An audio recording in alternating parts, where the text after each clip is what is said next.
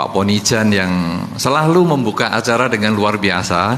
Memang sudah lebih dari 100 acara yang beliau moderatori. 100 acara dengan saya, maksud saya, yang beliau moderatori sejak beliau masih S1 sampai S2 sampai S3, mungkin nanti S4, S5 saya tidak tahu, tapi pokoknya beliau moderator terus. Padahal ini sudah pantas jadi pembicara. Dan hari ini beliau bukan hanya sebagai moderator, tetapi juga sebagai keynote speaker.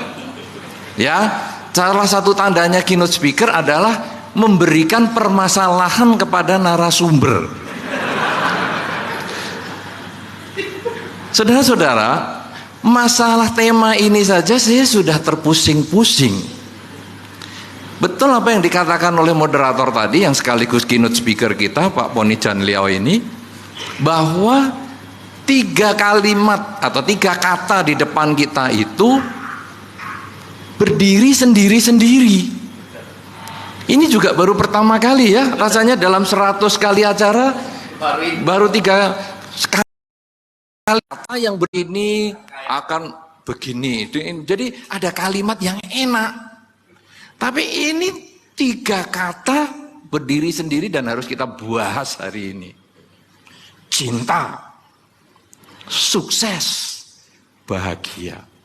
Dan kalau direnungkan lagi, cinta ini kalau dibahas bisa seharian. Sukses seharian. Bahagia seharian. 3 ini mau dijadikan 1 kali pembahasan yang mau dirangkaikan lagi oleh keynote speaker si pemberi masalah ini. Apakah cinta itu sendirian bisa membuat bahagia?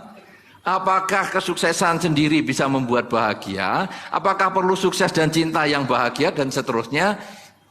Betul-betul memusingkan itu. Terima kasih kepada Pak Ponijan yang sudah memberikan kepusingan. Terima kasih. Saudara-saudara, karena memang saya pikir-pikir, waduh tema ini berat sekali. Walaupun tadi dikatakan oleh Ketua Panitia Miguel, waduh katanya sih tema yang umum, sederhana. Ya sederhana, kamu cuma ngasih sambutan. Bagian pembahasan yang puyeng kepala ini. Tapi oke lah. Kita akan bahas sedikit-sedikit. Karena itu terpaksa kita bagi menjadi 2 tahapan dulu. Yang pertama ya tentu kita harus membahas dulu. Apa itu cinta? Apa itu sukses? Apa itu bahagia? Itu harus ngerti dulu. Ya. Kemudian tahap yang kedua adalah menjawab pertanyaan beliaunya yang mulia ini, yaitu kira-kira bagaimana unsur-unsur itu apakah bisa membuat bahagia atau tidak. Ya, nah saudara-saudara, para tamu undangan, para bante dan semua yang hadir dalam kesempatan ini, kita akan melihat sedikit pada awal ini adalah tentang cinta. Cinta ini memang hal yang luar biasa. Yang kadang-kadang Anda yang pernah jatuh cinta pun kalau ditanya apa sih cinta, belum tentu tahu jawabnya. Anda yang pernah jatuh cinta ditanya pun belum tentu tahu jawabnya. Ya kan? Apalagi saya. Apalagi saya. Tapi tadi dikatakan kalau nggak mengenal cinta katanya lahir dari batu. Ya lahir dari batu setahu saya sunggokong. Masa saya kayak sunggokong? Wah payah nih. Pak Po ini sudah sudah 100 kali jadi sudah tahu yang mau saya ceritakan ya. Ini pasti Bante tidak mengenal cinta lalu didahului dengan dihujat. Dikatakan sunggokong. Ya oke lah. Saudara-saudara, cinta ini memang hampir tidak bisa terdefinisikan karena dia ada bersifat bersifat emosional. Kalau sudah emosi naik, rasio itu berkurang. Jadi kadang kalau Anda disuruh mikir, kenapa ya saya cinta dia? Sulit, karena itu rasio. Berpikir sulit. Tapi pokoknya ada perasaan tertentu. Nah, saudara-saudara, karena itu ada beberapa cinta menurut umum, menurut beberapa buku yang kita bisa temukan dalam masyarakat, ada cinta itu yang pertama adalah cinta yang bersifat penghargaan kepada fisik. Jadi, kenapa aku cinta sama dia? Dia ganteng, dia cantik, dia kaya raya, wah dia sukses, itu cinta. Saudara-saudara, berapa orang yang sudah jatuh cinta di sini? Tunjuk jari. Berarti terbukti kata-kata Pak Ponijan. Apa tadi Pak Bo? Tolong diulang. Kalau yang tidak pernah jatuh cinta apa ya tadi ya? Anda berarti menghujat, bukan saya loh ini. Seluruh penonton 800 ini dihujat sama Mr. Po. Lahir dari batu ini. Terpaksa saya harus mengulang itu. Siapa yang belum pernah jatuh cinta? Lahir dari batu. Hati-hati Pak Boh, dikeroyok pulangnya. Saudara-saudara, cinta yang pertama ini adalah cinta yang bersifat fisik. Jadi sangat mudah sekali. Kadang pria wanita gampang sekali jatuh cinta ketika sedang berdiri di mall. Begitu lihat, wih ganteng. Aduh, seandainya aku bisa berduaan berjalan sama dia. Aduh, bagaimana ya? Senang sekali muncul perasaan itu. Dan seperti yang Pak Po tadi sampaikan, langsung dia bisa berpuisi. Andaikan semua di dunia ini tidak ada orang yang sejenis aku, maka aku pasti menjadi milik dia. Wah, senang sekali. Langsung dia bisa berkata seperti itu. Karena tarik pada fisik. Atau ini laki-laki yang lebih sering lagi, walaupun sudah punya pasangan hidup. Maaf ini ibu-ibu, ini rahasia laki-laki, tapi terpaksa saya buka karena saya ada di dimensi bagian laki-laki ini. Jangan Anda menganggap saya bukan laki-laki. Laki-laki walaupun menggandeng perempuan yang sudah cantik, walaupun sudah beristri yang cantik, kalau lihat wanita cantik masih tetap melirik. Betul para laki-laki? Betul, sip. Wah, yang jawab perempuan ini tadi. Saya soalnya pas tutup mata ini, saya dengerin. Betul sekali. Mesti tetap lihat wanita lain. Sampai kadang-kadang perempuan di sebelahnya jengkel. Apa aku kurang cantik? Saudara-saudara, sebagai laki-laki harus menjawab, saya sangat mengagumi keindahan. Walaupun saya sudah memiliki keindahan, bukan berarti saya melupakan keindahan di tempat lain. Wah.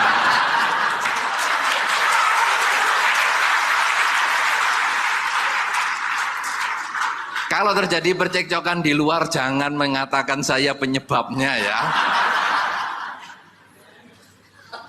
Nah kan tadi Laila Majnun katanya suruh pinjem mata. Keindahan dia kalau kamu menggunakan mataku, akan ketahuan itu indahnya bagaimana. Kenapa aku kurang cantik? Kamu tetap cantik, karena itu aku memilih kamu. Kenapa kamu melihat dia? Aku tetap membandingkan. Ternyata memang kamu tetap yang lebih cantik daripada dia. Oh, mantap. Wih. Langsung istrinya atau pacarnya mengatakan, kalau gitu coba bandingkan lagi yang lain, lihat lagi yang lain, tetap kamu yang hebat. Itu laki-laki langsung dapat kebebasan melihat yang lain. Saudara-saudara, itu fisik. Cinta yang bersifat fisik ini sangat lemah ikatannya, karena fisik itu berubah. Maksudnya apa? Perempuan yang cantik itu tidak akan bertahan lama.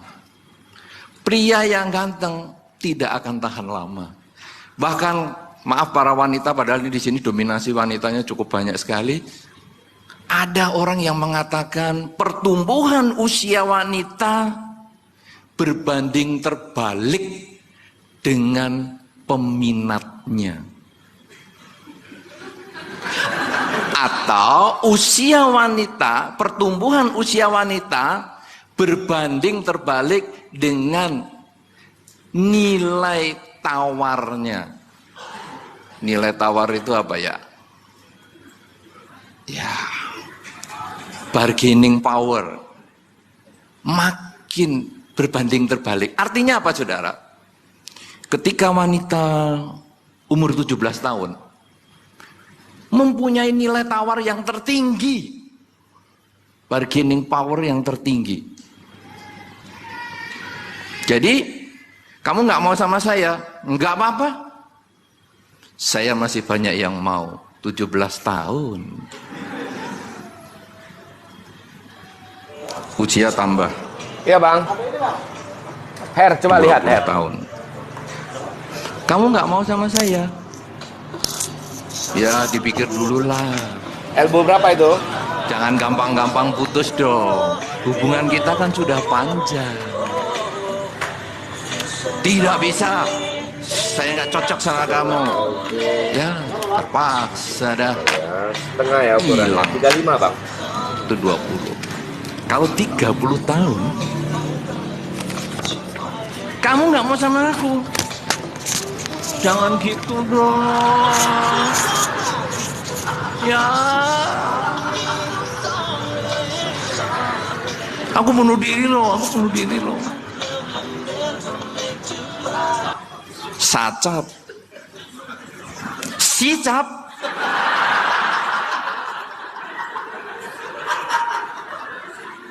Puluh tahun.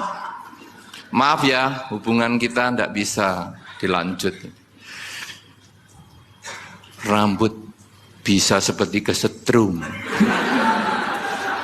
Ya. Habis dunia. Saudara-saudara, itu karena fisik. Makanya kadang-kadang laki-laki ketika sudah mulai sukses, banyak orang mengatakan laki-laki ini apa-apaan. Ketika sudah sukses, kok dia meninggalkan istrinya? Padahal istrinya ini kan yang setia ketika dia mulai belum punya apa-apa. Saudara-saudara, karena laki-laki ketika sudah sukses, itu kan usia sudah mulai bertambah. Terus dia lihat sebelahnya. Terus dia lihat orang lain. Kok beda ya?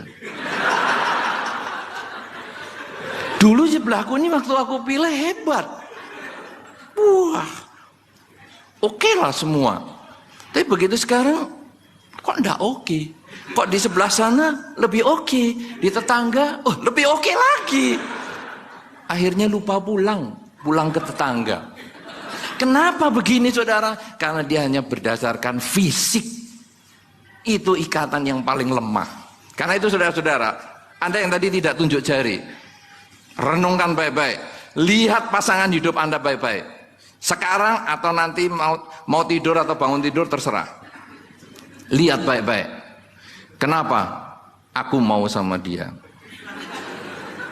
Kenapa? Kenapa aku mau ya sama kambing satu ini? Cantik juga enggak, ganteng juga enggak. Muka kayak gini kenapa aku mau ya? Tanya baik-baik, enggak usah dijawab sekarang. Daripada terjadi percekcokan di sini yang enggak diperlukan. Ini baru ngomongin cinta nih. Belum sukses, belum ngomong bahagia ini. Sudah seheboh begini. Tanya. Kalau jawabannya aku cinta sama dia karena fisik semua, karena dia ganteng, karena dia cantik, karena dia kaya, karena apa? Sekali lagi, itu adalah ikatan yang paling lemah. Begitu lihat yang lebih ganteng, begitu lihat yang lebih cantik, begitu lihat yang lebih kaya, begitu lihat yang lebih sukses, habis ikatan itu. Berapa banyak rumah tangga yang sampai hari ini menikah kemudian merenungkan, sayang ya, saya sudah punya anak-anak. Kalau belum, kalau waktu ini bisa diputar kembali, saya nggak mau sama dia. Sayang sekarang sudah anak-anak 2. Siapa yang pernah begitu? Nggak usah tunjuk jari. Nggak usah. Tidak diperlukan pengakuan itu di sini. Cinta tahap kedua bukan karena cantik dan jelek, tapi tahap yang kedua adalah karena kebutuhan. Cinta bisa muncul karena kebutuhan.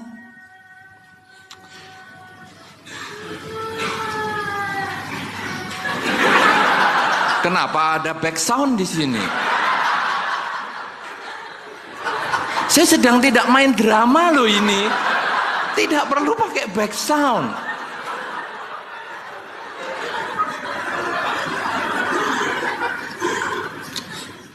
Saudara-saudara, cinta yang bersifat kebutuhan ini jelas.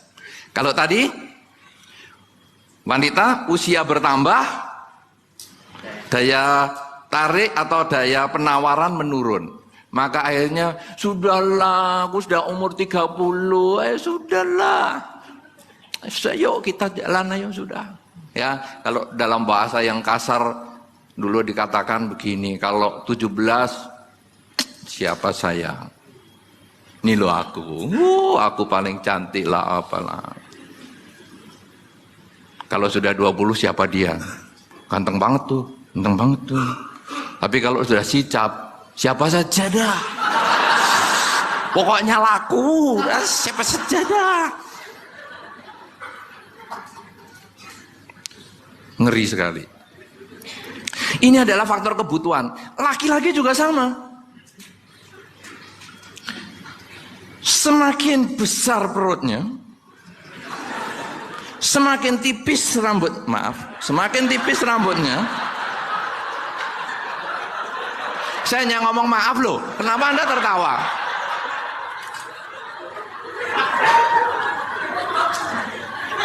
Kenapa?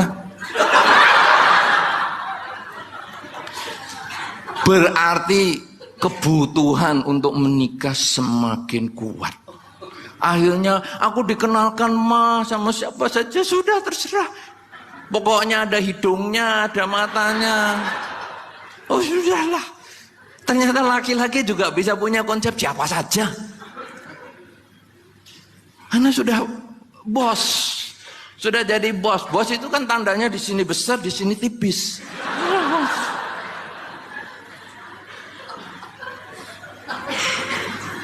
Itu hanya kebutuhan. Untuk apa? Supaya kalau ketemu dengan teman-teman akhirnya, oh sudah menikah, sudah. Apakah bahagia? Bahagia dan tidak urusan belakangan. Pokoknya sudah dulu. Menikah nomor 1, bahagia nomor 27. Itu kebutuhan. Beberapa orang tua malah mendorong kebutuhan ini. Nah, kamu itu di rumah ngabis-ngabisin makan. Kamu menikah sana, cepet-cepetan. Supaya selesai tugasnya mama. Supaya di rumah berasnya bisa hemat. Kan menikah ke? Menikah. Siapa yang menikah gara-gara digituin? Jangan tunjuk jari. Jangan sekali-kali dipermalukan atau mempermalukan diri sendiri di sini. Jangan. Tapi pasti ada kata-kata itu. Salah 1 atau 2 keluarga pasti begitu. Cepat menikah kamu. Ngerepot-ngerepoti di rumah. Ini kalau kamu sudah menikah, kamarmu bisa dikoskan, ada penghasilan. Kamu nggak menikah nih kamar, aduh, nggak bisa dikoskan, biaya keluar terus. Norok, nombok. Ya, nombok tahu bahasa sini juga nggak? Nombok bahasa sini ya. Nombok harus subsidi, kita harus subsidi terus gara-gara kamu. Itu adalah cinta yang kedua. Cinta karena kebutuhan. Yang ketiga saudara, nah inilah cinta yang sesungguhnya. Yang kita mau bahas dalam kesempatan ini. Kalau Anda tadi melihat pasangan hidup Anda, walaupun itu pengantin baru ataupun sudah lama ataupun sudah punya anak dan cucu, ketika Anda kemudian tanya, kenapa ya aku cinta sama dia? Ganteng juga enggak, cantik juga enggak. Kenapa aku cinta dia? Ketika Anda menjawab, karena aku pengen membahagiakan dia. Aku cinta dia karena aku kepingin membahagiakan dia. Saudara-saudara, kalau ini jawabnya, dan kadang ini jarang jawaban ini keluar. Kalau ini jawabnya, cinta Anda bertahan lama. Sangat lama. Rumah tangga Anda akan bertahan lama. Ini yang bisa mendukung kebahagiaan. Kenapa? Karena aku dalam bertindak, aku dalam berbicara, aku dalam berpikir hanya kepingin membahagiakan dia. Nah, omong kosong. Saudara, ini tidak omong kosong. Ini kita lakukan, maksud saya bukan kita, Anda lakukan.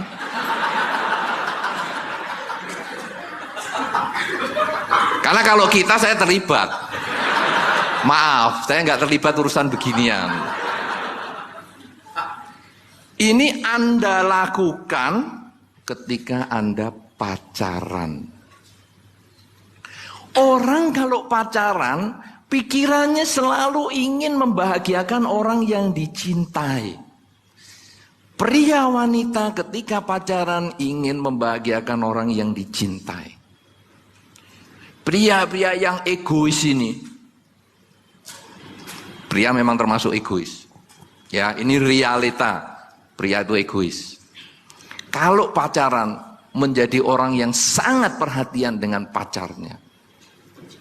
Pacaran waktu naik sepeda saja, tapi sudah nggak ada hari ini naik sepeda ya. Masih ada pacaran naik sepeda. Oke, naik sepeda. Pacaran naik sepeda saja berani nawarkan tumpangan kepada cewek yang dicintai. Ayo Mi, bonceng kuku. Di Pantai Losari, makan pisang ngepek. Pisang ngepek. Sudah, langsung ceweknya bonceng. Berat sebetulnya. Di dalam batin, aku nih boncengin kayak boncengin karung garam ya. Tapi oke lah. Stabil sih, stabil. Cuman beratnya itu loh. Kok jalannya nanjak terus? Tapi itu dijalani. Ayo, para cowok, ngaku nggak beginian? Ngaku nggak? Ngaku nggak waktu pacaran itu Anda sebetulnya rela berkorban demi orang yang dicintai? Iya kan? Rela. Sampai berat keliling Losari dari pojok ke pojok, ngos-ngosan, masih belum cukup nih, masih mau lihat lagi? Ya ayolah. Sampai pagi pun dituruti. Tapi kalau sudah jadi istrinya, ayo kok pisang ngepek. Sana jalan sendiri punya kaki.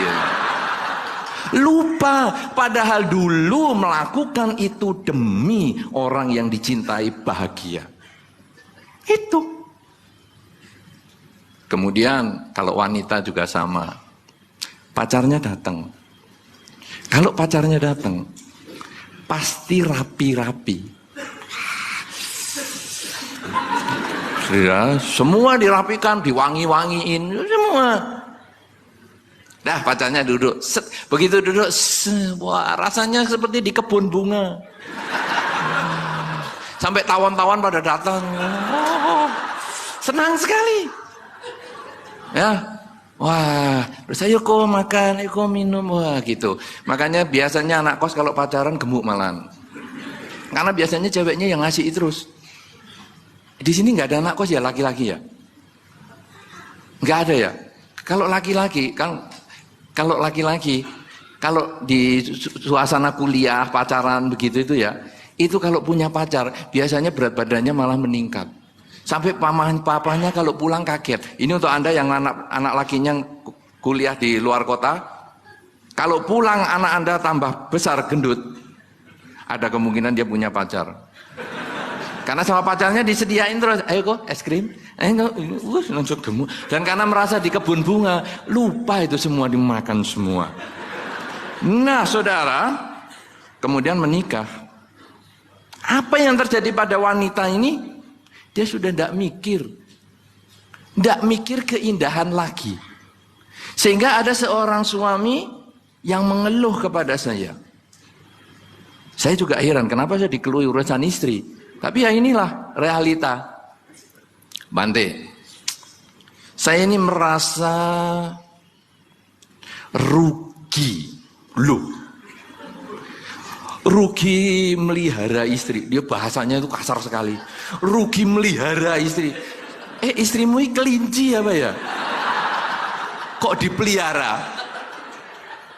Soalnya begini Bante, saya kan memelihara baik-baik loh. Ini dilanjutkan lagi, omongan kasarnya sudah saya tembak begitu, masih dilanjutin lagi. Saya akan memeliharanya dia baik-baik Bante. Makan juga saya kasih yang enak-enak Bante. Duit nggak kurang-kurang.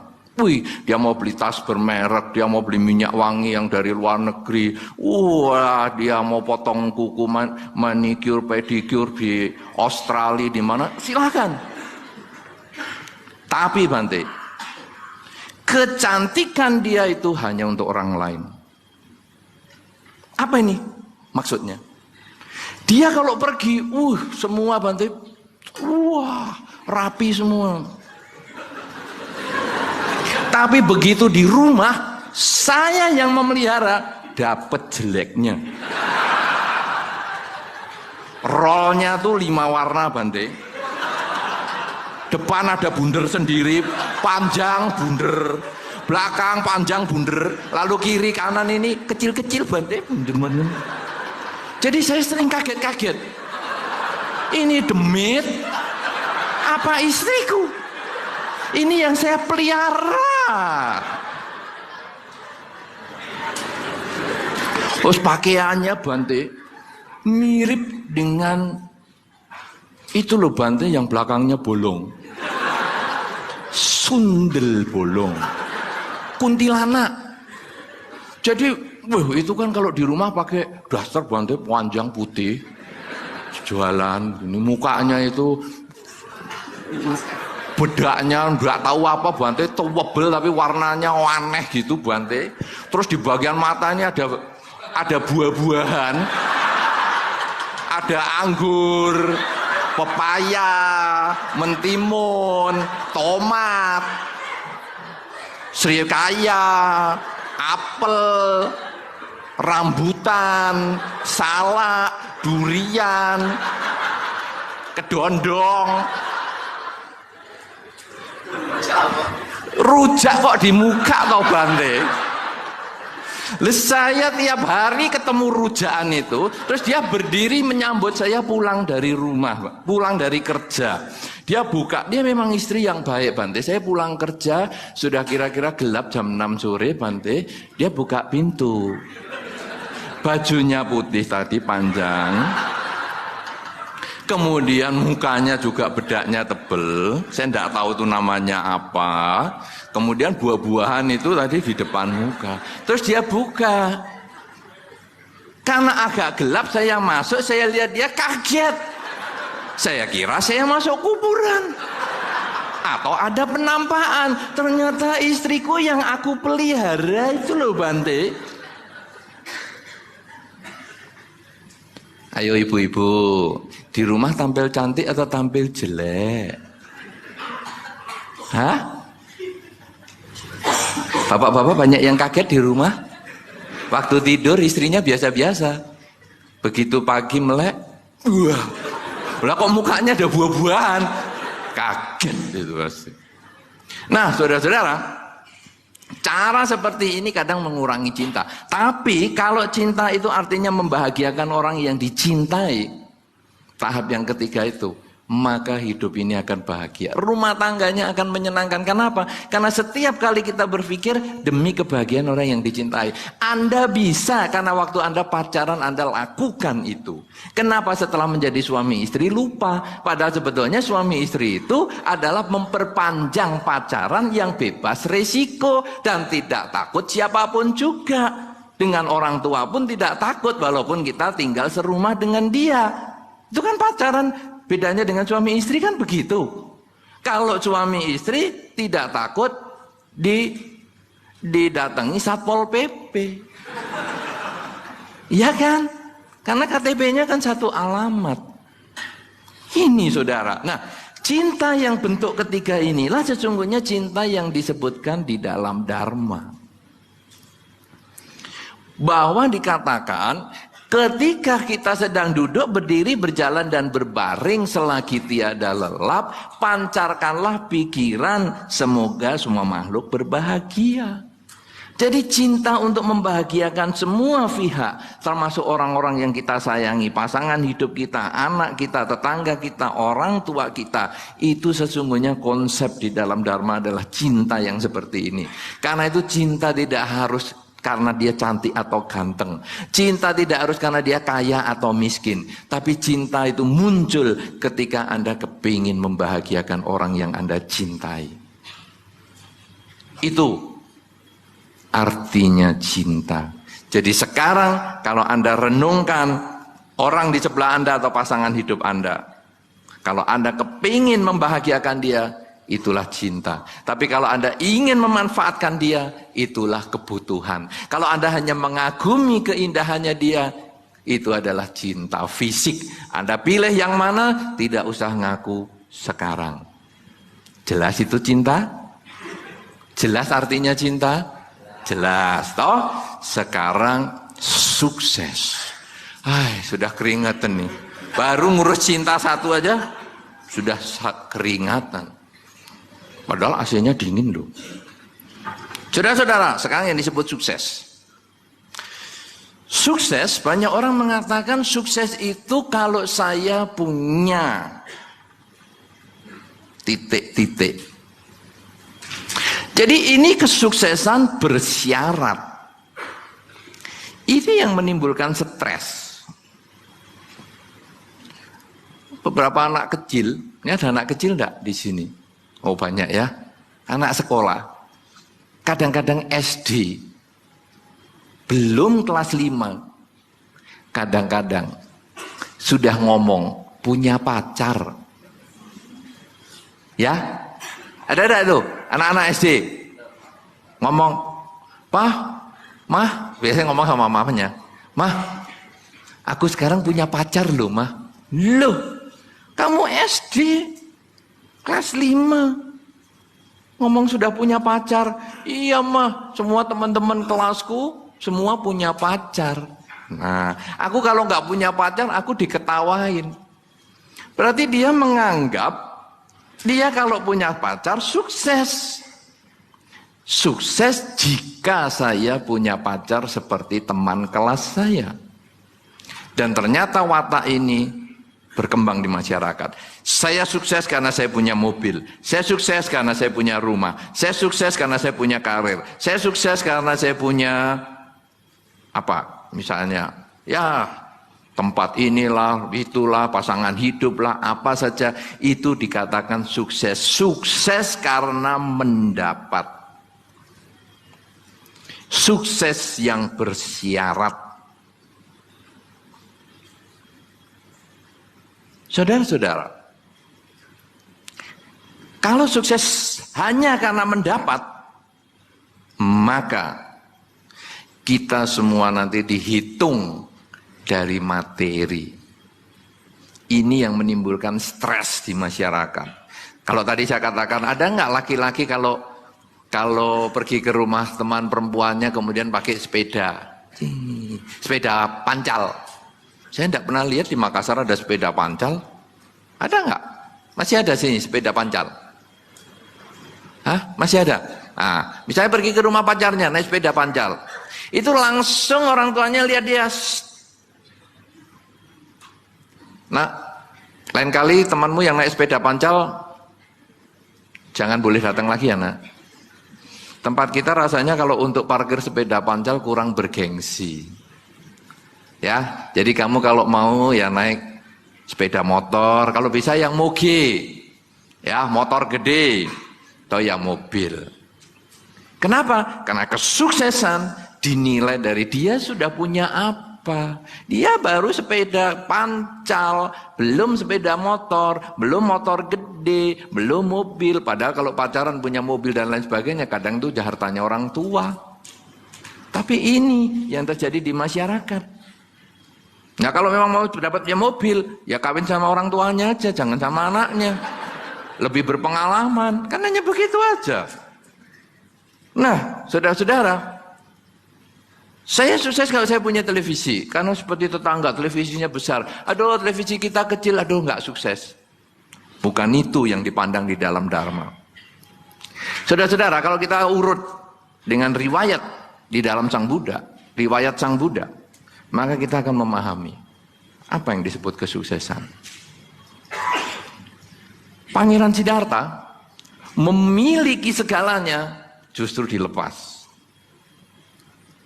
Berarti sukses bukan karena dapat benda duniawi. Bukan itu. Karena kalau Pangeran Siddhartha yang punya istana 3, kemudian punya segala macam, melepas itu, ya ini termasuk tidak sukses nih. Siapa yang mengatakan Pangeran Siddhartha bukan orang sukses? Tunjuk jari. Pasti nggak ada yang nunjuk. Karena memang dari tadi kan nggak ada yang nunjuk. Pertanyaan positif atau negatif kan nggak ada yang nunjuk. Saya senangnya begini. Memang kepada orang yang nggak nunjuk itu gampang dimanfaatkan. Aman. Jadi Anda siapa yang tidak setuju bahwa Pangeran Siddhartha orang yang tidak sukses? Pasti nggak ada yang nunjuk. Pasti setuju semua tuh. Masalah nunjuk itu sebetulnya takut sampingnya pingsan karena belum mandi juga bisa. Tapi pokoknya nggak mau nunjuk. Saudara-saudara, beliau meninggalkan istana, semua ditinggalkan, semua dibuang, semua dilepaskan. Karena bukan materi sumber kesuksesan. Materi penting, tapi bukan yang terpenting.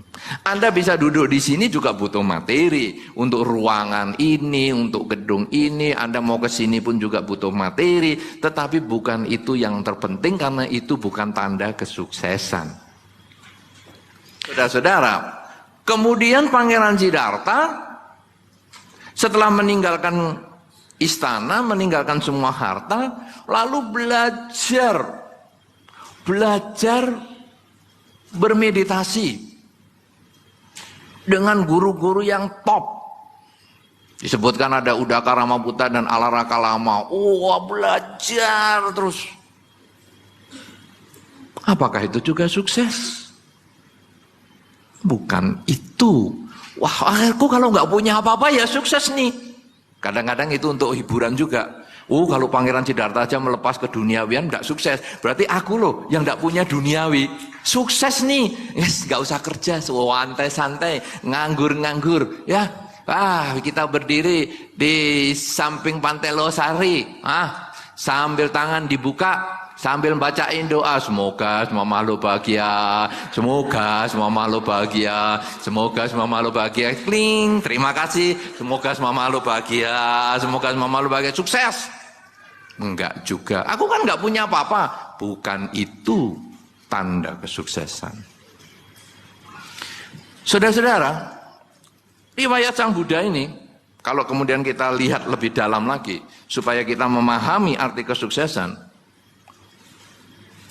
berapa lama Pangeran Siddhartha berjuang sampai mencapai kebudaan? 8 tahun kan? Ya? 8 tahun kan? Tidak ada yang tunjuk jari. Ya kan? 8 tahun kan? Nah, ini kan gampang dimanfaatkan begini. Makanya, siapa yang setuju 6 tahun? Cuman 5, 6. Ya toh? Ada yang setuju cuma 10 orang. Sisanya 800 itu tadi kurang 10, 790, enggak setuju. Ikut sekolah minggu lagi ya. Guru-guru sekolah minggu, maaf ini ada 700 orang yang perlu dibimbing. 6 tahun lamanya Pangeran Siddhartha berjuang untuk mencapai kesucian.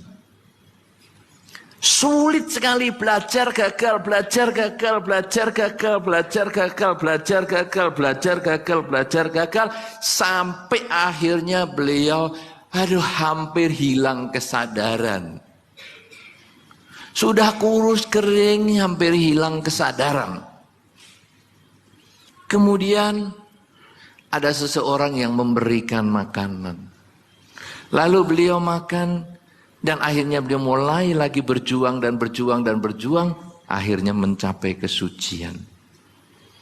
Kesucian adalah tujuan, target. Seseorang bisa mencapai target ketika disebut sukses adalah ketika dia berani selalu berjuang, memperjuangkan semua yang dia miliki untuk mencapai tujuan itu. Fokus pada tujuan dan siap mengorbankan apapun juga. Jadi kesuksesan di sini dimaksudkan pengertiannya adalah keberanian bangkit ketika seseorang mengalami kegagalan. Mendapatkan materi, mendapatkan pangkat, mendapatkan cinta, mendapatkan apa saja, itu hanya hasil keberanian bangkit ketika mengalami kegagalan. Anak kecil yang belajar jalan jatuh. Ketika dia mulai berani bangkit, coba lagi belajar jalan, jatuh lagi. Dia berani bangkit, coba lagi jalan, jatuh lagi. Dia bangkit lagi jalan pelan-pelan dan bisa, maka anak ini sukses. Dan bisa jalan, bisa lari, sukses. Orang yang putus cinta, stres, kemudian dia coba bangkit, kemudian dia mencoba menjalin cinta yang baru. Jangan kembali yang lama. Ada pepatah mengatakan, kuda yang bagus tidak akan makan di rumput yang sama untuk kedua kalinya. Ya, ada pepatah itu. Kalau Anda sudah diputus sama si A, jangan pernah kembali sama dia. Cari si B yang lebih heboh dari dia. Buktikan bahwa Anda mampu. Nah, ini keberanian bangkit. Kamu berani mutus aku. Aku buktikan. Kamu nyesel membuang saya. Dan aku bahagia karena kamu buang. Karena aku punya kesempatan mendapatkan yang lebih baik daripada kamu. Ini bangkitkan semangat itu. Sehingga kita lalu berusaha lagi. Dapat yang lebih hebat. Sukses. Keberanian bangkit ketika mengalami kegagalan. Gagal dalam usaha. Sama, gagal dalam usaha jangan terus bingung, terus duduk di pinggir pantai, nunggu angin, nunggu air laut pasang surut, nunggu bulan bintang muncul, hilang semangat, tidak ada guna. Ketika kita jatuh dari usaha kita kemudian belajar memperbaiki kesalahan untuk bangkit lagi. Keberanian bangkit ketika mengalami kegagalan, itulah kesuksesan. Ya, jadi bukan karena mendapat, tetapi karena berani memperjuangkan apa yang dijadikan tujuan. Itu sukses. Sukses adalah usaha. Hasil hanyalah konsekuensi logis suatu perjuangan. Tapi yang paling penting, berani berjuang. Akhirnya yang ketiga pada tahap yang pertama ini, mudah-mudahan nggak capek loh. Sudah bosen? Nah, belum kan Anda. Saya tanya yang lain. Sudah bosen? Kenapa belum? Bosen dong. Cukup. Cukup ya? Cukup? Belum? Bosen lah. Ya, oke. Saya cepetin aja. Saudara, sekarang bahagia. Yang ketiga, bahagia ini apa sekarang? Kalau di dalam Dharma, ada kata-kata yang disebut, kalau di dalam ajaran Sang Buddha, ada 4 kesunyataan mulia. Hidup yang pertama adalah hidup berisi ketidakpuasan. Berkumpul dengan yang tidak disukai, tidak puas. Berpisah dengan yang dicintai, tidak puas. Kemudian ada sebab ketidakpuasan ini, yaitu keinginan. Kalau sebab ini bisa diatasi, muncullah kebahagiaan. Dan kesunyatan yang keempat, jalan mulia berunsur 8 untuk mencapai kebahagiaan itu. Jadi di sini jelas, kebahagiaan itu bukan karena mendapat sesuatu atau melepas sesuatu. Karena berpisah dengan yang dicinta tidak bahagia. Bertemu dengan yang tidak disuka tidak bahagia. Sumbernya adalah keinginan. Ingin selalu berkumpul dengan yang dicinta. Ingin selalu berpisah dengan yang dibenci. Saudara-saudara, tadi di luar hujan atau tidak hujan? Hah? Hujan. Anda senang hujan atau tidak hujan kalau pas acara mau ke sini tadi? Pengen tidak hujan kan? Nah, Anda ingin tidak hujan, tapi kenyataan hujan. Berpisah dengan yang dicinta tidak hujan. Berkumpul dengan yang dibenci hujan. Apalagi kalau pas rambutnya dibikin tebel. Ini untungnya biku kan tipis. Kalau rambut tebel di gel di sana sini kena hujan,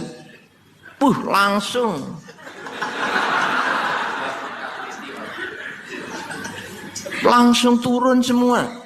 Saya pernah ketemu satu ibu-ibu, rambut sama muka lebar rambutnya. Dia punya konsep begini, maaf ini tips untuk ibu-ibu. Ini tips. Orang itu semakin tua, pipi semakin turun. Ya, apalagi ibu-ibu kan gitu, makin turun. Karena itu rambut harus dinaikkan. Itu katanya Hong Shui-nya bagus. Memang saya selalu melihat kalau di luar negeri, orang yang perempuan yang setengah baya, yang rambutnya naik, pasti dari Indonesia. Sudah membuktikan ini? Sudah belum? Ya, pasti dari Indonesia. Nah, ini satu ketika, ini ada satu ibu yang mukanya sama rambutnya itu sebetulnya lebih lebar rambutnya. Mukanya tipis. Tapi ini biar kata suami saya suka banget biar muka saya kelihatan tuapan. Wah, kelihatan lebar. Meriah, lebar apanya gelap semua gitu rambut. Dia main ke Bali Rejo. Anda yang sudah pernah ke Bali Rejo, Wihara Bodhigiri tempat saya tinggal, itu rumahnya jarak dari rumah ke rumah itu terbuka. Jadi tidak ada satu koridor panjang begitu, tidak ada. Ini rumah 1 unit, ini 1 unit lagi, 1 unit lagi, 1 unit lagi, dan sering hujan. Jadi Anda boleh bayangkan. Nah, satu ketika saya di kantor, santai. Anda yang sudah pernah ke sana pasti bisa bayangin. Ibu itu mau ke kantor saya dari kamarnya. Pas hujan lebat, pas payung nggak ada. Ya itu pas itu bagi saya untuk melihat aslinya dia. Nanti kalau ibu ini nonton video ini saya nggak tahu jadinya apa. Maaf dulu ibu yang menonton video ini nanti. Bagi yang bersangkutan harap maklum. Ini hanya contoh tapi saya tidak menyebutkan nama. Hujan Kemudian pintu kantor saya diketuk. Saya lihat ada orang masuk. Saya nggak mengenali dia. Saya kira ada orang keramas lupa masuk kamarnya. Salah kamar, iya. Karena kan pintu Balai-Rejo itu kan sama semua. Saya kira dia keramas mau cari hair dryer atau apa, dia dikira masuk kamar saya. Saya lihat tuh sampai saya kaget. Karena mukanya kali ini ketutupan rambut itu tadi.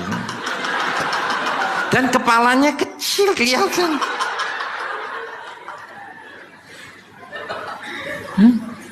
Saya lihat loh. Kok aneh? Nah, saudara-saudara, si ibu ini siapa ya? Loh saya setelah dia keluar suara, oh waduh ibu, jangan nakut-nakuti orang loh. Muka kok rambut semua toh ibu. Maaf Bante ini tadi siap buru-buru. Ada yang penting Bante. Tapi hujan lebat, aduh. Bertemu dengan yang tidak disukai, hujan menimbulkan stres. Berpisah dengan yang dicinta, panas terang menimbulkan stres. Apa sebab itu? Keinginan. Di dalam Dharma penyebabnya adalah kesunyatan, yang kedua yaitu keinginan. Jadi kita ingin selalu mendapatkan zona kenyamanan. Ya, bagi orang yang jarang mandi, hujan menyenangkan. Tapi bagi yang bersanggul seperti atau disasak seperti itu, sudah tipis disasak, saya saja kalau ngepreti dia itu harus hati-hati. Kan waktu berdiri ngepret itu kan kelihatan sininya. Ya, ubun-ubunnya yang sudah tipis sekali itu. Saya kalau ngepret aja hati-hati karena saya begini jelep, jelep, langsung pss. Ngeri loh.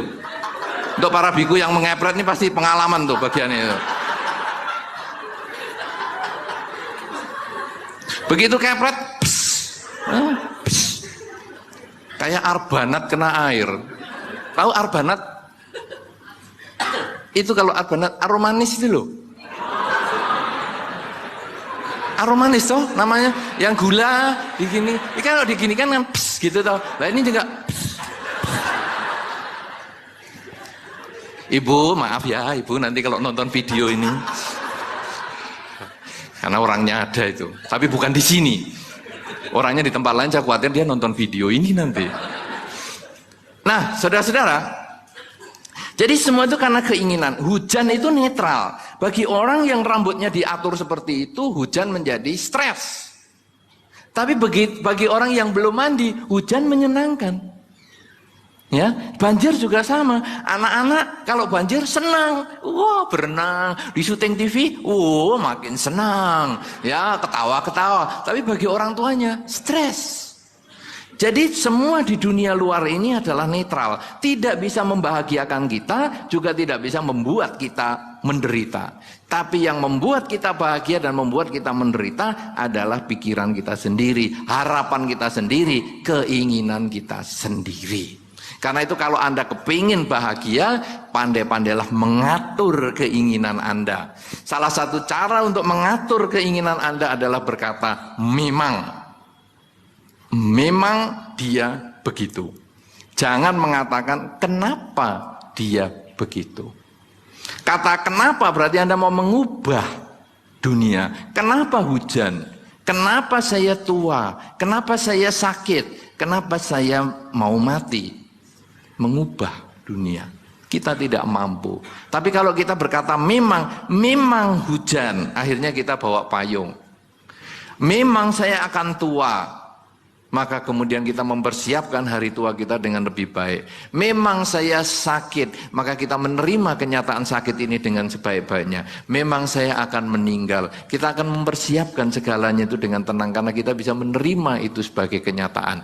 Kalau sudah demikian saudara, cinta berarti keinginan membahagiakan orang yang kita cintai, pihak yang kita cintai. Sukses adalah keberanian bangkit ketika mengalami kegagalan. Bahagia artinya kemampuan seseorang menerima kenyataan. dan menggunakan kenyataan yang dia miliki untuk maju. Jadi sekarang gimana? Aduh hujan, rambutku begini. Oke, lain kesempatan saya selalu sedia payung. Di dalam tas, ini balik ke ibu lagi.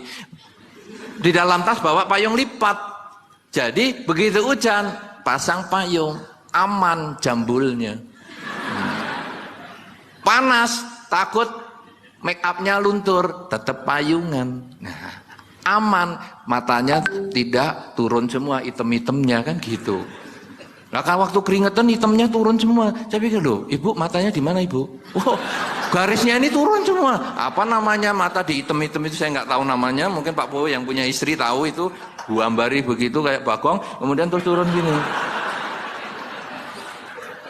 Bagong tahu ya di sini ya?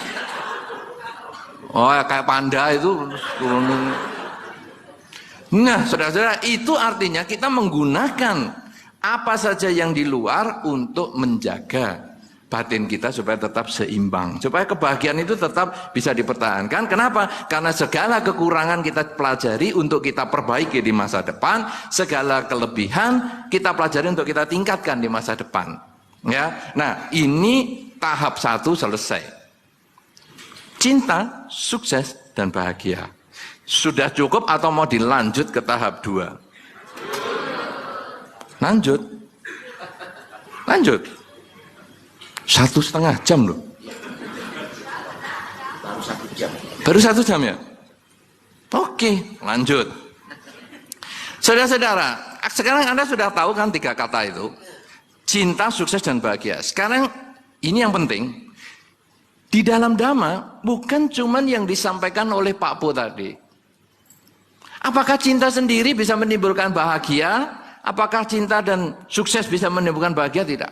Bukan hanya itu. Di dalam Dhamma, cinta, sukses, dan bahagia ini bisa dijadikan satu rangkaian. Bahkan nanti akan masih kurang sedikit. Nanti akan saya tambahkan lagi. Karena di dalam Dhamma ini ada 4 faktor yang bisa menggunakan keempatnya ini. Ini baru 3, nanti 4 faktor ini untuk membuat kita tambah sukses, cintanya tambah bisa menyayangi semua yang kita ingin bahagiakan, dan juga bisa membuat kita lebih meningkatkan kualitas diri kita. Saudara-saudara, ini tahap yang kedua sekarang ya. Tahap 1 sudah selesai. Istilah dalam dunia politik, halaman 1-nya sudah selesai. Tapi saya cuma punya 2 halaman aja. Jadi tidak usah banyak-banyak. Nah, halaman kedua.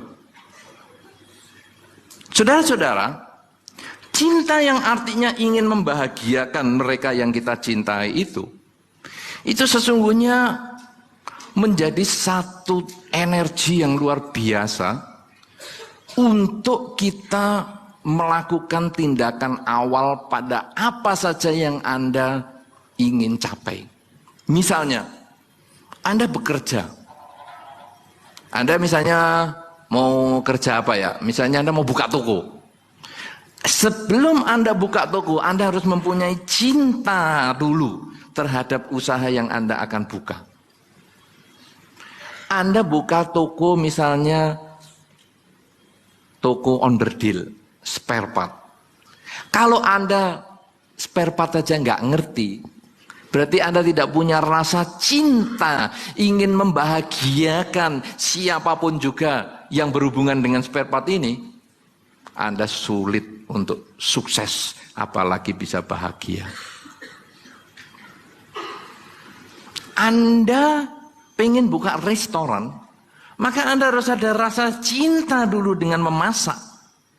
Jangan buka restoran tapi Anda sendiri tidak bisa masak. Anda tergantung sama orang lain. Tukang masak. Akhirnya begitu tukang masak pulang, Anda pusing. Tapi Anda harus punya rasa cinta dulu. Bahwa saya dengan masakan ini, saya bisa membahagiakan mereka yang datang ke restoran saya. Dengan saya mengerti tentang spare part yang lebih bagus, maka saya bisa membahagiakan mereka yang akan belanja di toko saya.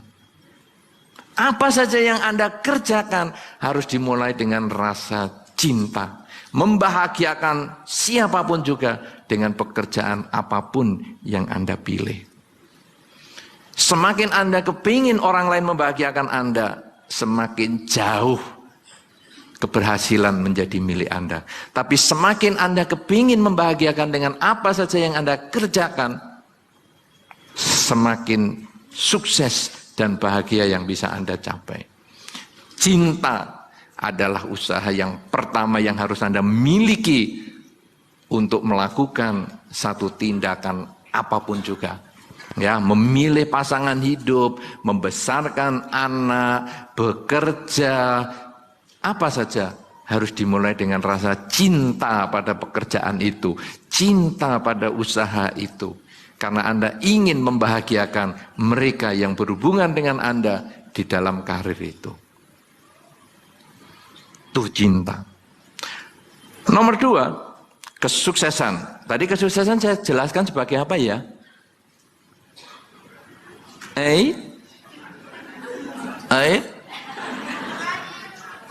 Keberanian untuk bangkit ketika mengalami kegagalan. Ini adalah bukti cinta. Jadi ketika Anda tadi misalnya membuka restoran, karena Anda cinta, Anda kepingin membahagiakan mereka yang datang ke restoran Anda. Kemudian kok restoran menurun, usahanya kok menurun. Kita kemudian jangan putus asa, ya sudahlah. Bukan miaku buka restoran, bukan.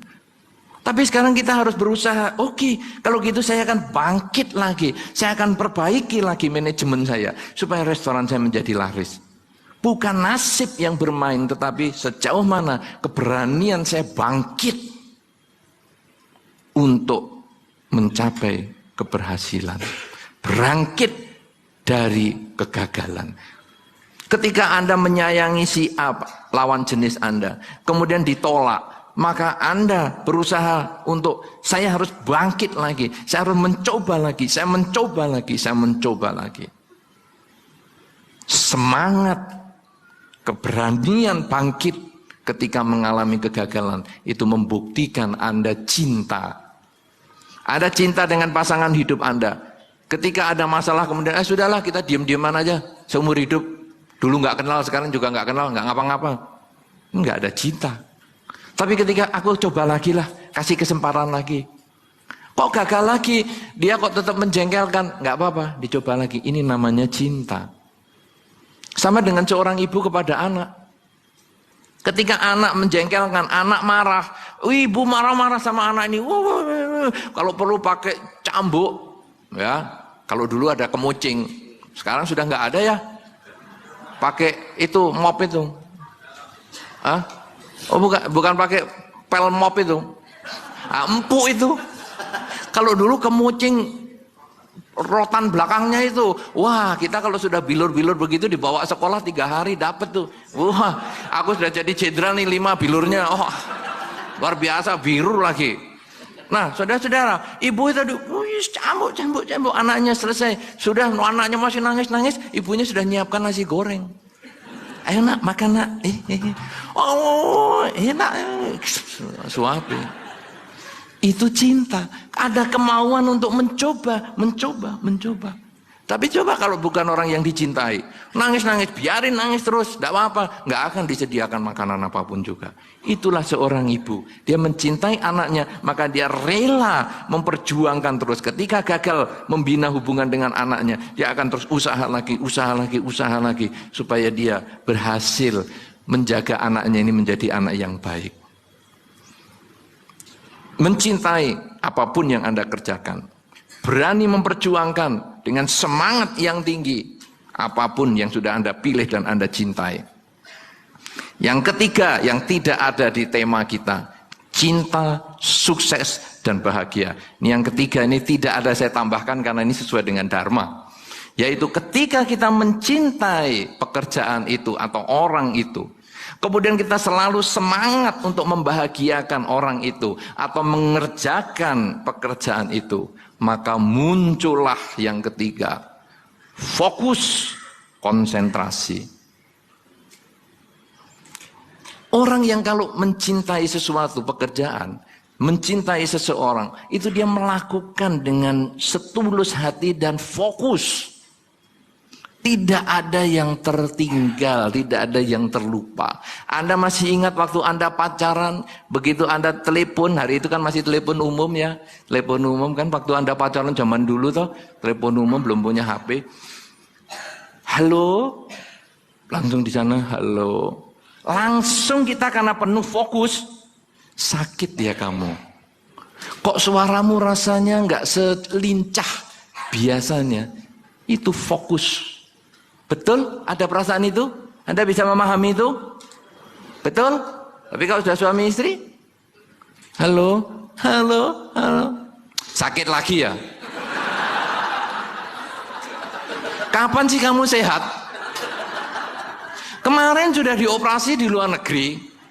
Kapan itu sudah beli obat dari luar negeri? Ya sakit terus. Tahu nggak kamu? Subsidi obatmu itu sudah sekian persen dari seluruh penghasilanku. Ini di luar dharma ini sudah. Di luar dharma untuk pengobatan ini hanya 25% dari seluruh penghasilan. Ini kamu ini sudah 50%. 50% itu termasuk modal. Lah kamu ini termasuk modal bagian mana? Aku sakit loh, sakit lagi. Stres aku dengar kamu sakit. Kok berubah? Padahal kalau cinta ada kemauan untuk terus bersemangat dan fokus terus. Jadi ini fokusnya juga dipertahankan. Ini seorang ibu, nah ini kembali lagi contoh ke orang ibu. Ibu itu kalau kepada anaknya dia fokus karena dia cinta. Jadi anaknya baru nggak suka makan atau diem di meja makan aja sudah langsung ngomong, nak kamu nggak sehat ya nak. Langsung dipegang jidatnya, iya panas loh nak kamu. Nah, jadi mau tak obatkan apa? Ayo tak antar ke dokter. Itu fokus. Seorang ibu memperhatikan anaknya dengan fokus. Bagian ini bapak memang kurang. Bapak ini kadang saya sudah survei kecil-kecilan kepada bapak-bapak. Saya tanya, Pak, kamu ingat nggak hari perkawinanmu? Tanggal berapa, bulan berapa, tahun berapa? Nggak inget loh Bante. Jangan tanya di depan istriku loh Bante. Kamu inget nggak anakmu tuh sio apa? Waduh, nggak inget Bante. Bante ngingetin nggak tahu saya. Kamu inget nggak anak 4 itu ulang tahunnya kapan saja? Nggak inget. Kalau bapak-bapak nggak inget. Itu nggak ada fokus. Ya bapak-bapak belajar ini. Belajar dari ibu-ibu. Ibu-ibu itu fokus. Walaupun anaknya dari luar negeri. Waktu mau datang ibu-ibu tahu. Oh anakku si A itu suka makanan ini. Maka begitu anak itu datang ibunya udah masakkan. Fokus. Cinta ada keinginan memperjuangkan, membahagiakan orang yang dicintai, kemudian diperjuangkan dan fokus, selalu ada usaha untuk itu. Terpusat pikirannya. Ini luar biasa. Ibu-ibu begitu atau enggak? Siapa yang suka begitu memperhatikan anaknya? Enggak ada yang tunjuk jari. Berarti bukan ibu Makassar, maaf. Coba tunjuk jari siapa yang ibu-ibu yang memperhatikan anaknya seperti itu? Coba yang agak lama. 8 orang. Ibu-ibu yang lainnya kalau anaknya sakit, nak kamu sakit lagi ya nak, sudah kamu ikut tetangga sana, tetangga itu kan dokter, sudah kamu ke sana aja biar bayarnya gratis, nanti anaknya dokter itu yang sehat biar jadi anak kita, tuker tambah, kan ada sapi di belakang satu, jadi ya sudahlah kamu saya kasih ke sana sama sapi satu, nah itu anaknya dokter pindah ke sini sudah, lebih baik kehilangan sapi daripada sakit-sakitan kayak kamu. Itu yang lain, yang 8 tidak. Nah, coba siapa yang memperhatikan anak tidak nukerkan ke sapi tadi? Tetap malah tinggal 3. Alah, payah ini. Siapa yang punya tangan nunjuk jari? 25%. Ternyata sisanya tangannya ditinggal. Hei. Saudara, Anda itu kesini tuh mau tunjuk tangan, apa mau duduk atau mau daripada hari Minggu santai-santai di rumah lebih baik kesini tuh gimana? Ya, nah, tapi kan tugas saya ingin membahagiakan Anda, ya. Nah, jadi saya tetap fokus, biarin aja. Nah, Anda tunjuk jari, ya sudah. Padahal banyak loh orang mau tunjuk jari saya sampai angkat tangan begini, jatuh lagi. Anda kepingin mau begitu? Hah? Mau kepingin? Mau tunjuk jari saja pakai diangkat, jatuh lagi. Mau diangkat jari, diangkat, jatuh lagi. Mau kepingin? Siapa yang nggak kepingin? Tunjuk jari. Wah, bagus, tepuk tangan. Wih, akhirnya punya tangan semua. Kalau nggak disumpahin sedikit, apa harus diancam toh Anda itu? Hei. Nah, saudara-saudara, sudah 3 nih, mau 4 nih. Ya, jadi yang pertama Anda harus punya rasa cinta untuk memilih sesuatu pekerjaan, termasuk pasangan hidup, merawat anak dan lain sebagainya. Ada rasa cinta itu. Kemudian kalau sudah ada cinta, maka muncul semangat. Ya, semangat selalu ingin membahagiakan yang dicintai, atau kalau pekerjaan Anda ingin dengan sarana pekerjaan ini Anda membahagiakan siapapun yang berhubungan dengan pekerjaan Anda. Kemudian yang ketiga adalah fokus pada pekerjaan itu, ya, sehingga tidak baru kerja mikir yang sana yang sini. Contohnya adalah seperti ibu yang fokus dengan anaknya, sehingga anak ada berubah sedikit saja, ada rasa tidak sehat atau apa, anak belum ngomong apa-apa, dia sudah bisa mengetahui kekurangan atau kesakitan anak ataupun penderitaan yang anak alami. Nah, yang keempat saudara adalah berbicara tentang kebahagiaan tadi. Bahwa kalau tadi saya katakan, kebahagiaan adalah kemampuan seseorang menerima kenyataan. Kemudian menggunakan kenyataan itu dicari sebabnya. Kenyataan yang positif, cari sebab untuk dikembangkan di masa depan. Kenyataan yang negatif, cari sebab untuk dikurangi kalau bisa dihindari di masa depan. Nah, ini adalah metode evaluasi. Ya, evaluasi ini untuk meningkatkan kebahagiaan kita lagi. Kalau kita belum bisa menerima kenyataan, ya usahaku gagal nih, usahaku rugi nih. Sebelum kita bisa menerima itu, tidak bisa diperbaiki. Tapi begitu, ya usahaku kok rugi ya. Oke, saya cari sebab. Kenapa usahaku rugi? Oh, saya kurang cepat mendapatkan informasi bahwa barang ini akan turun, saya harus lepaskan. Barang ini akan naik, saya simpan. Saya kurang informasi. Kalau begitu, saya akan memperbaiki hubungan saya supaya saya bisa mendapatkan informasi yang lebih akurat sehingga nilai penjualan semakin meningkat. Kenapa saya rugi? Karena saya membeli barang lebih tinggi dari pasaran. Kalau gitu, sekarang saya akan belajar dari orang-orang di mana sih beli barang ini supaya saya bisa mendapat barang yang lebih bagus. Demikian pula kalau untung, wah kok saya bisa untung? Apa sebab bisa untung? Ternyata barangku bagus. Kalau begitu, aku akan terus pertahankan membeli barang di tempat itu atau mencari informasi barang yang lebih bagus sehingga bisa ditingkatkan keberhasilan itu di masa depan. Nah, oleh karena itu saudara-saudara, 3 kata yang menjadi tema kita, 3 kata kunci yang menjadi tema kita, yaitu cinta, sukses, dan bahagia, sudah dijelaskan masing-masing, ya. Cinta, keinginan membahagiakan mereka yang kita cintai, sukses, keberanian bangkit ketika mengalami kegagalan, bahagia, kemampuan menerima kenyataan sebagaimana adanya. Nah, kemudian bagaimana menggunakan cinta, sukses, dan bahagia ini di dalam kehidupan sehari-hari untuk meningkatkan kecintaan kita, yaitu membahagiakan pihak lain tanpa putus asa, tanpa patah semangat, dan bisa semakin meningkatkan kebahagiaan, yaitu dengan 4 hal. Yang sesungguhnya ini ada di dalam kitab Wibangga yang merupakan salah satu dari bagian Tipitaka atau Sutta Pitaka. Bahwa yang pertama kita harus bangkitkan cinta itu, ya, ingin membahagiakan siapapun juga atau apapun yang kita pilih harus kita cintai dulu yang kita pilih. Kemudian yang kedua ada semangat untuk membahagiakan apa yang sudah kita pilih. Kemudian yang ketiga adalah selalu fokus untuk melakukan tindakan apapun juga berhubungan dengan yang sudah kita pilih tersebut. Dan akhirnya yang keempat, kita melakukan evaluasi. Setelah kita menerima kenyataan baik maupun buruk, cari sebabnya. Kenyataan baik kita tingkatkan, kenyataan buruk akan kita perbaiki di masa yang akan datang. Inilah hal yang perlu saya sampaikan dalam kesempatan ini sebagai pembuka yang ternyata sudah habis 2 jam ini nampaknya untuk kegiatan kita, karena ini tema yang luar biasa sehingga saya harus mendapatkan waktu yang cukup untuk pendekatan yang dengan luar biasa sekali.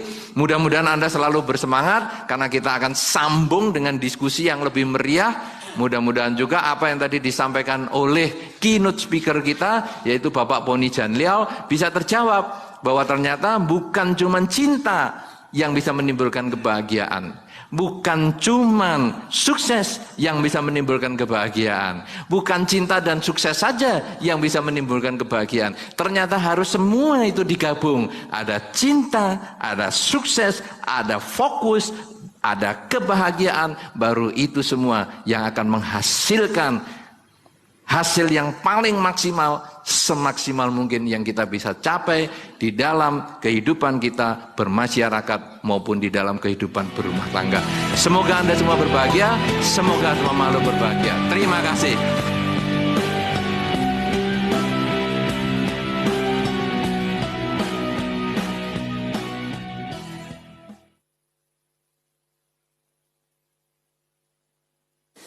Saudara-saudara, itu sangat bagus sekali.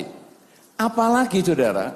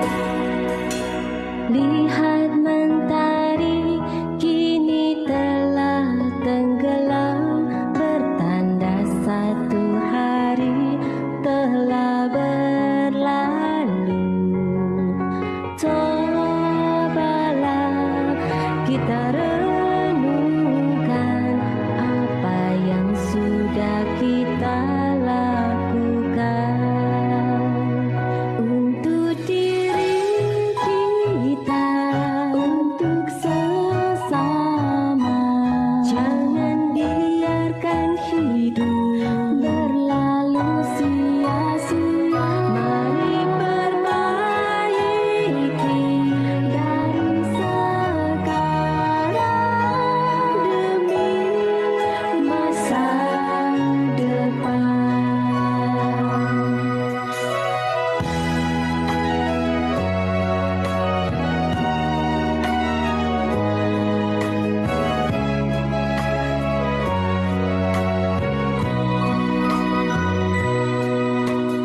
Lihat mentari kini bersinar lagi, bertanda satu hari telah berganti. Buat di dalam diri, jadikan hari ini lebih berarti untuk diri kita, untuk sesama. Jangan biarkan hidup berlalu sia-sia. Mari perbaiki dari sekarang demi masa depan.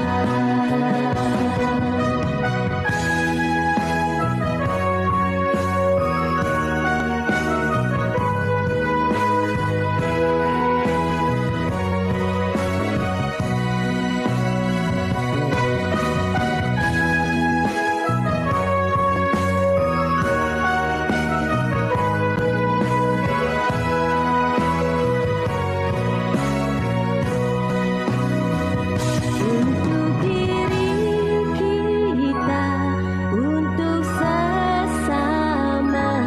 Jangan biarkan hidup berlalu sia-sia. Mari perbaiki dari sekarang demi masa depan.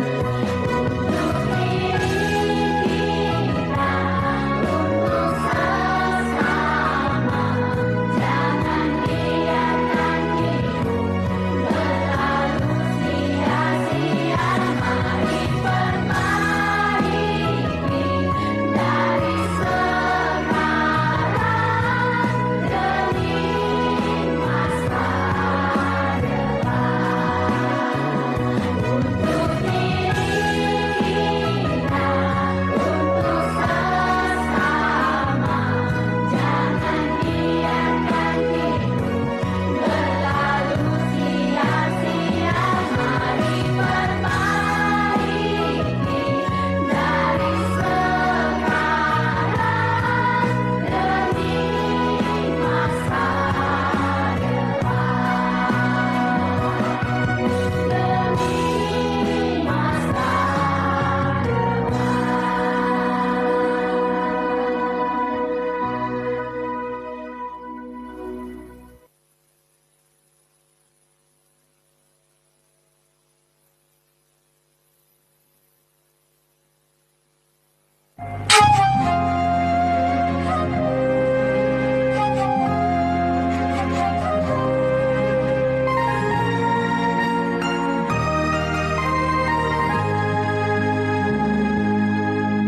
Seharusnya engkau telah tahu jalan hidup yang kau tempuh itu salah, dan kau juga tahu di mana jalan kebenaran itu. Lalu mengapa kawan kau masih di sana?